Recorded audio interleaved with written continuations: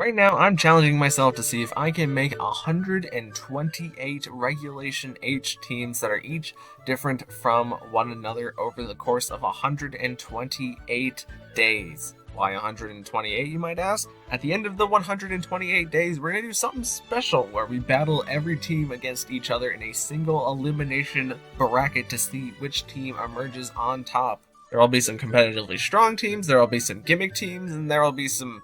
probably a good number of goofs and gaffs in there, so if you want to follow through to the end, subscribe so that you can keep up with each day. But without further ado, let's move on to day 21. Alright everybody, welcome back to another video, and in today's video, we are going to be going over a Plusle team, because I have to make 128 of these teams, so we're doing Plusle team today.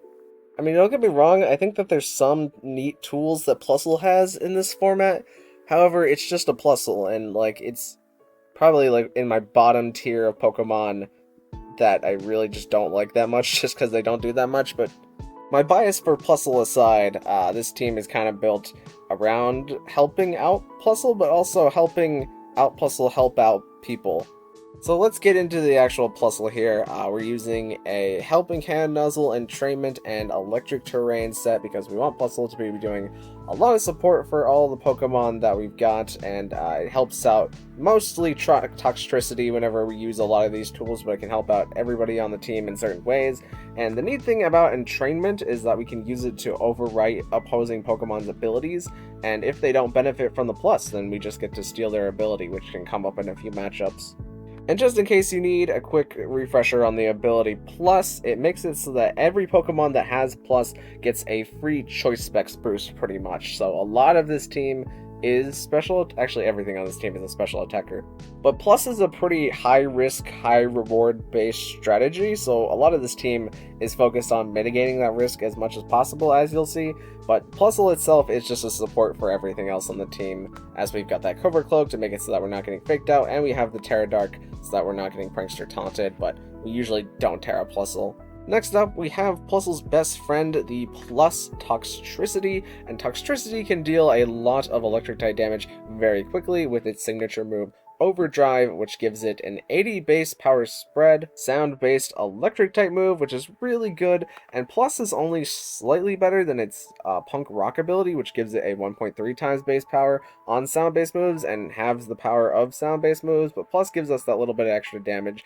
and since we're going all out for the damage, we might as well just be Choice Spec so that we can get as much of it as possible. And then we have the Sludge Bomb for our stab coverage, but we also have the Hex, since as we'll see on this team, there is a good amount of statusing, and if we can get Toxtricity into a position where it can just Hex everything that's left on the field, then we're going to be good to wrap up the game. And we have the Volt Switch, just because Toxtricity is fairly fast, so we can use it to Volt Switch, pivot out into another Pokemon that we want to swap into. Up next, we have Arcanine, who I'm mainly trying to pick Pokemon on this team that we can use their abilities once whenever they enter, and then we can use the plus to overwrite them to give them a much better ability once they've already activated their main ability. And you gotta have Intimidate users. I don't know what you're doing building teams without having Intimidate users, despite all the teams that I've built at this point that probably don't have Intimidate users. But our Arcanine is a special Arcanine because it is going to be clicking Overheat and Snarl, and we can hopefully get a very surprising Overheat KO on a Pokemon, but we also have some good defensive options in the Snarl and the Wisp to lower special attack and to lower the power of physical based moves with the Will-O-Wisp. And Will-O-Wisp is statusing, so it also complements the Hex Pokemon that are on this team. And we have the safety goggles just to make sure that we don't have Arcanine falling asleep, and we're Terrago so that we're not getting faked out. Up next, we have Hydrapple, who I've been wanting to put on a team for quite a bit, and Hydrapple fits that scenario because its ability, Super Sweet Syrup, will lower the evasions of all Pokemon, but if you take Hydrapple out of the battle and bring it back in, its ability does not reactivate, and so you only get to activate it once upon entry, which is kind of disappointing, but with Plusle to Entrainment Plus onto Hydrapple, we can make it so that our Fickle Beam and our Giga Drain are dealing massive damage, and we also have the Nasty Plot in order to boost ourselves, so we can create endgames with our Giga Drain, where we keep Hydrapple on the field for a very long time, and it's pretty difficult to remove. And the Ogwav Berry just gives us a little bit more guarantee that we can get to those endgames. Next up on the team, we have Glimmora, Glimmora was a hard Pokemon to include on this team since I've already picked 3 Pokemon that are weak to ground types. But Glamora is pretty important because we want that Corrosion Mortal Spin. So Mortal Spin is a spread move that's 30 base power that will not only get rid of hazards, but it will poison both of your enemies that it hits, and it will even poison types because of the Corrosion ability, which allows it to do that. And the rest of Glamora's set is mostly just filled out with coverage moves, as we have the Power Gem, we have the Earth Power, and we have the Energy Ball, and I went Terra Grass just because Grass is a very good type on Glamora for defensive purposes. And we have the Choice Scarf just to catch our opponent off guard with a quick Mortal Spin poison and then Toxtricity Hexes. And then lastly on this team, we have Basculegion Female, who, if you don't know, Basculegion Female and Male both play slightly differently because Basculegion Female has more special attack than Basculegion Male. So this Basculegion Female is going to be using special attacks with our Hex, as we talked about previously with Toxtricity. There's a lot of statusing on this team, so we can benefit from the Hex, and the Muddy Water, which can give us accuracy drops, but also all of the moves that you've seen previously that have chances to miss, like Overheat, Will-O-Wisp, and Basculegion's Muddy Water are more guaranteed to hit because of Hydrapple's ability, which gives us that super sweet syrup. So we could start something like Basculegion and Hydrapple that gives us a lot of offensive pressure very quickly, and we negate some variability because of the Muddy Water. Especially when the opponent has a Pokemon that they want to stick around for a long time, having that guarantee to get off that super sweet syrup and then land all of our Muddy Waters is very comforting. And lastly, we just had the Terra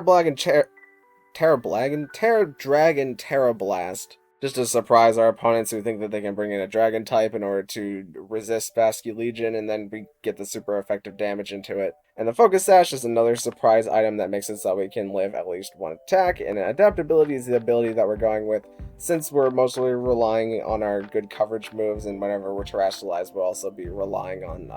technically I think Adaptability works with terrestrialization, but don't quote me on that. But yeah, that's the basic gist of this team. Let's get into some battles. Alright, so this first team has some pretty interesting elements, as they have the Gothitelle that can keep us from swapping out, and they also have a lot of really distracting things like the Grimmsnarl and the Incineroar that can decrease our damage output, and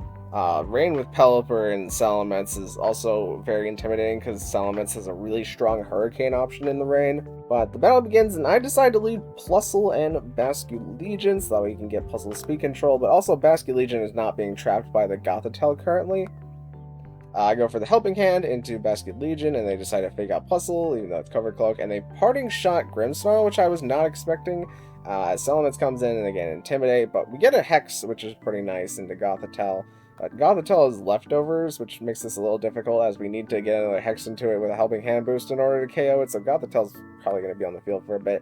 I decided to switch out into Glamora, maybe seeing that Salamence wanted to attack into Basculegion, and it does, but the Salamence is revealed to be White Herb, so it gets to leave the field and replace itself with Grimmsnarl, which is a little awkward, as we get to paralyze the Grimmsnarl using Plusle, and Gothitelle gets some more health back. We get the poison, or they get the paralyzed turn, as we get the poison on Gothitelle, so now it's a little bit easier to beat it. And we plus the Gothitelle, so that way if whatever Pokemon we have in the back wants to leave, or Plusle wants to leave, we can do that now. The Gothitelle is not trapping anything anymore, as we get the Helping Hand boost, and Grimmsnarl goes to get up the light screen, and if I had went Terra Electric there, I would have gotten the KO on Grimmsnarl, but we don't get the KO on Grimmsnarl, which is a little disappointing. They fake out Toxtricity, and they get the crit, which decreases our health a pretty good bit, as they decide to Parting Shot out back into Salamence, but I just keep on nuzzling down Incineroar as we get a crit into them, but our crit is probably less important than their crit. I try to go for the Terra Electric here, just to get in enough good damage into the Incineroar and the Salamence while they're here, and we do over half to Salamence, and Incineroar is forced to not be able to move, and Salamence is forced to not be able to move, and they're all slower, and we get the crit on Incineroar, which means that Incineroar gets knocked out this turn, and the opponent kind of quits, realizing that they only have a 6% Grimmsnarl in the back. So a little lucky there, but also, like, Plusle just paralyzed everything into oblivion, so I think the luck was kind of earned. This team is very interesting because they kind of have two modes. They have Sceptile, Hydreigon, and Kingdra, probably because they want to Dragon Cheer the Kingdra, but they could also just go in DD Hatterene and Torkoal Trick Room mode, so it was hard to figure out what exactly I wanted to lead here, but I decided to lead Plusle and Basculegion, same as last game, I guess. But they led Sceptile and Indeedee, which was a bit of a mix-up here that I was not expecting. I thought they would either lead Kingdra, and then we could use Plusle to paralyze it and Basculegion to Hex it, or they would lead Hatterene and Indeedee, and we could Helping Hand Basculegion and Muddy Water the Hatterene, but we kind of got the worst of both worlds here. They do just swap into Kingdra, and I Helping Hand Basculegion just to try and get some Muddy Water damage into the Indeedee, but we do like decent Muddy Water chip, but now Kingdra has its Dragon Energy up, which means that it's guaranteed critting, and I really don't want to lose my Focus Sash, so we at least get the Nuzzle into Kingdra, and they try to attack into Plusle, but they miss Plusle, which, good job Plusle. They Acrobatics into Basculegion, which breaks our Sash, and I'm just having Plusle Nuzzle everything, because that's how we have to get out of the game, as now Kingdra is slower than Basculegion, so we get the free Hex into it, as I really don't want Basculegion to take the Leaf Blade, so we swap into Glimmora, and Plusle is just paralyzing everything on the field, hopefully keeping something from moving, and it's going to be the Indeedee, which is fortunate.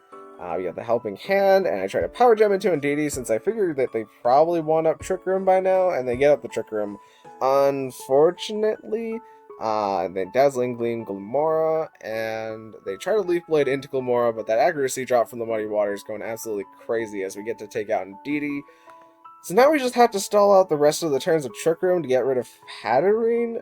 which is going to be a little difficult, as Hatterene decides to go Terra Psychic and just get rid of Glimmora. And Sceptile tries to Leaf Blade in the Plusle, but Plusle heckin' dodges it like crazy, so Plusle gets off another Nuzzle into Hatterene. And I figure at this point that Sceptile is probably faster than Textricity in Trick Room, even with the Para, because they currently have their Unburden ability activated from the Psychic Seed. So all I have to do is just live one Hatterene attack, so I decide to go Terra Electric, and we get the Helping Hand. And the Expanding Force thankfully does not KO, as we get the Sludge Bomb into Hatterene. And at this point, the game is over because they only have Hatterene left, and Basculegion is 1000% faster than Hatterene outside of Trick Room once we stall out the Trick Room, but they decide to stall out their own Trick Room, which is a little strange, and I just get up the Electric Terrain with Plusle because why not at this point. And we Sludge Bomb into Hatterene, and that ends the game. This team is interesting because they have 3 starter Pokemon, but they also have the opportunity for Caledon Rain with Murkrow over here setting up the priority rain, so I'm not quite sure what to expect from this team. So we just lead Glimmora and Basculegion to avoid the Typhlosion eruption as soon as possible. And we swap an Arcanine here so that Meowscarada gets intimidated and hopefully bait a Flower Trick into Arcanine. And they actually decide to Flower Trick into Glimmora, which Glimmora takes exactly not enough damage from that, as they immediately Terra Normal their Ursaluna, meaning that Ursaluna is going to be on the attack here. But we at least get the Snarl into it to lower its special attack, as it just went for the Hyper Voice just in case Glimmora's attack was a roll previously. And now we get to bring in Plusle, who they bring in Hisui and Typhlosion. So, yeah, not great, as I tried to knock out the Ursaluna with the plus overheat here into Arcanine, and that strategy immediately goes south because they just start whipping out damage with Typhlosion. We at least get to overheat into the Meowscarada, and they sure bring back in Ursaluna, and I decided to protect Arcanine, hoping that Basculegion is faster than Ursaluna pretty much at this point, so that we can just get rid of Typhlosion. And we are fast enough to get rid of Typhlosion, as they Blood Moon into Basculegion, and it may be a normal type move, but because of the Ursaluna's, you know, Mind's Eye, it gets to attack into Basculegion, but the Focus Sash is what's able to save us in this game. And I go Terra Dragon just to show that we didn't use our Terra this game, and we get to guaranteed Terra Blast into Ursaluna. This team is pretty interesting because they have a lot of just really good general pieces that I'm not quite sure how they're going to lead. So my general lead, I was expecting them to lead Palafin, so we have Plusle and Toxtricity, and they swap out Palafin as soon as possible, but we get the Nuzzle into Hydreigon, which means the Hydreigon is not max speed, and there's really no point in running a max speed Hydreigon whenever you have Whimsicott to set up your Tailwind. But because they're not max speed, Plusle gets to outspeed them, and we get to Sludge Bomb into the Hydreigon, and because we're Plus and Choice Specs, the Hydreigon dies. But now we're locked into Sludge Bomb, and Goldango's here to whip out Make It Rain, but we're 2 electric types, so we both take it, even though Plusle caught the crit, unfortunately. And we Nuzzle into Goldango, and we get the Para into it, as we Sludge Bomb into Whimsicott, and that takes it out. But now we're kind of prepped to get double taken out by the Palafin and the Goldango, even if the Goldango takes a Paraturn here as Toxtricity takes the Wave Crash, and Plusle gets the Nuzzle into Palafin here, just being fast enough than the Goldango inside of Tailwind because we Nuzzled it. Now Goldango's special attack is super low, so the only thing I think we can lose to at this point is a crit, is what I'm thinking in my head, but I decided to play kinda risky as we take the Make It Rain with Arcanine and Hydrapple, and Palafin is paralyzed, but I don't think that would change too much here, because we get the Giga Drain into the Palafin, and they both actually live both of their attacks, which is kind of annoying. Because now we're open up to another turn of being crit, however their Tailwind was about to run out, so we could have very well just protected with both Arcanine and Hydrapple and been good to win the game there. So here we have another bunch of really good pieces that I'm not quite sure how they synergize with each other. So I just decided to lead Glamora and Basculegion into Mienshao and Milotic. At this point, I'm pretty okay with this, because even if they faked out the Glamora, it would mean that they set up Toxic Spikes for the rest of their team, which the Breloom can be Poison Heal, but I was okay getting a Poison on everything else, because everything else pretty much dies to a Basculegion Hex. But we get the Mortal Spin because they don't fake us out, I think specifically because they didn't want us setting up Toxic Spikes, but they knocked off the Basculegion instead,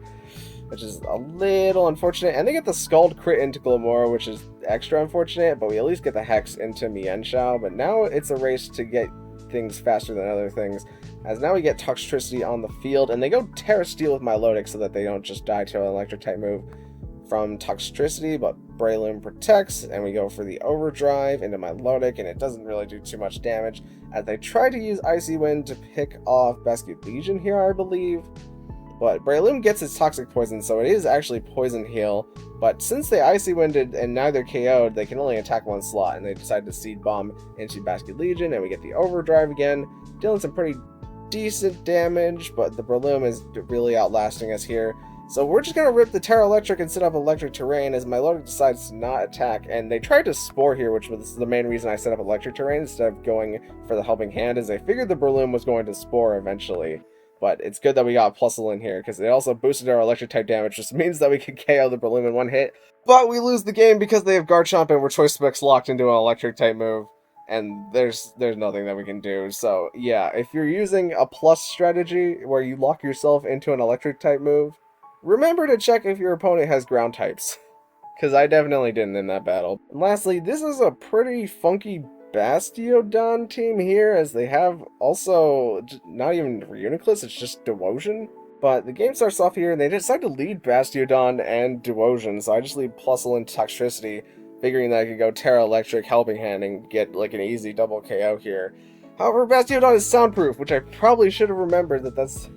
one of the things that Bastiodon can do, since we've already had a Bastiodon soundproof team. And Duosion lives and it gets off the Trick Room, so now we're in a pretty bad spot accidentally. We at least get the drop on Bastiodon, which means that if we bring in, I think it was Basculegion in the back, we can get the Muddy Waters into Bastiodon guaranteed, since Bastiodon was setting up its body presses and probably doesn't want to leave. They go for the Rock Slide, and we entrainment the Soundproof off of Bastiodon, which is really what I should have done first turn, and they just decide to take out Plusle, but Plusle takes both attacks like an absolute Chad.